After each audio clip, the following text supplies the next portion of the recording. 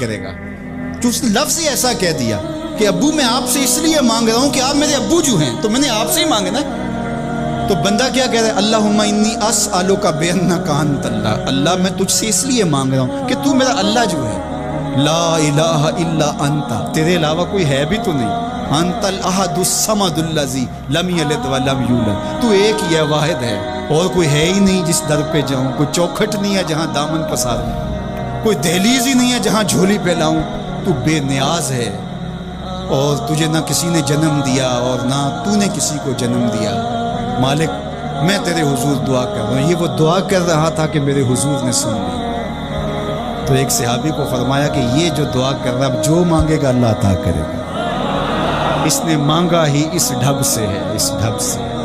ایک دعا اور سن لیجئے جو سیدنا علی المرتضیٰ رضی اللہ تعالی عنہ رب سے مانگتے ہیں۔ اللہ اکبر، مجھے تو آج سارا دن اس دعا نے نحال کیے رکھا۔ یہ دعا مانگتے ہیں تو عجیب کیفیت ہوتی ہے۔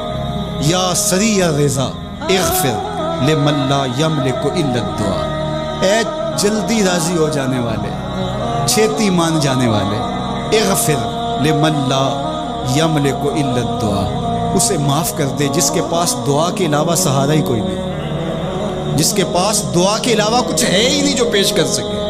التجا ہی کر سکتا ہے، ترلا ہی کر سکتا ہے، منت ہی کر سکتا ہے، منتوں اور ترلوں کے علاوہ جس کے پاس کچھ نہیں ہے، اے جلدی مان جانے والے اس کی مغفرت کر دے، اس کو بخش دے۔ اللہ اکبر۔ تو وہ کریم ہے، وہ کہتا ہے میرے در پہ آؤ تو صحیح، کوئی جھولی پھیلاؤ تو صحیح، ہم تو مائل بکرم ہیں، کوئی سائل ہی نہیں، راہ دکھلائیں کسے راہ رو منزل ہی نہیں، کوئی آئے تو صحیح، جھولی پھیلائے تو صحیح، کوئی طلب تو کرے۔ دنیا والوں سے مانگیں تو ناراض ہوتے ہیں، اللہ سے نہ مانگیں تو ناراض ہوتا ہے۔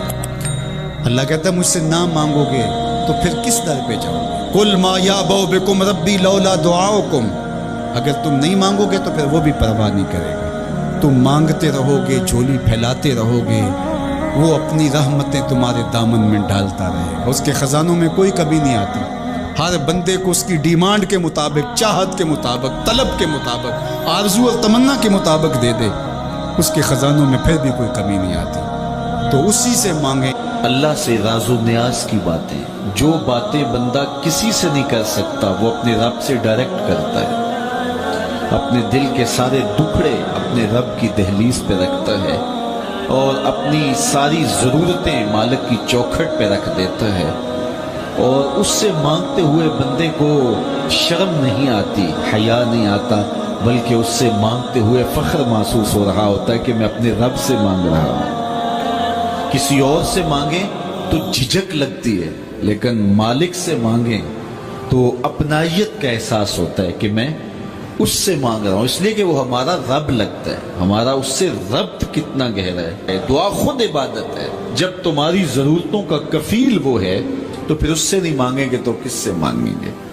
اور جب اس سے بندہ مانگتا ہے تو پھر وہ مانگنے والے کی لاج بھی رکھتا ہے۔ ان ربکم حیی کریم یستحیی من عبدہ اذا رفع یدیہ ان یردہما صفرا، تمہارا رب حیا کرنے والا کریم ہے، جب بندے اس کے سامنے ہاتھ پھیلا کے دعا مانگتے ہیں اللہ فرماتا ہے مجھے شرم آتی ہے ان کے اٹھے ہوئے ہاتھ خالی کیسے موڑوں، جب انہوں نے مجھ سے مانگا ہے تو میں نے بھی نہ دیا تو کون دے گا۔ میں ایک سادی سی بات کرتا ہوں، اتنے لوگ جتنے لوگ یہاں بیٹھے ہیں اگر کسی دنیا دار کے ڈیرے پہ چلے جائیں اور اس سے کوئی چیز طلب کریں اور وہ دینے کی استطاعت رکھتا ہو تو وہ کیا خالی لٹائے گا؟ وہ کہے گا اتنے لوگ آگے ہو تو ڈیرہ داری کی شان کے خلاف ہے کہ میں ان کو خالی لٹاؤں۔ تو جب یہ دنیا دار خالی نہیں لٹاتا تو رب کیسے خالی لٹائے گا؟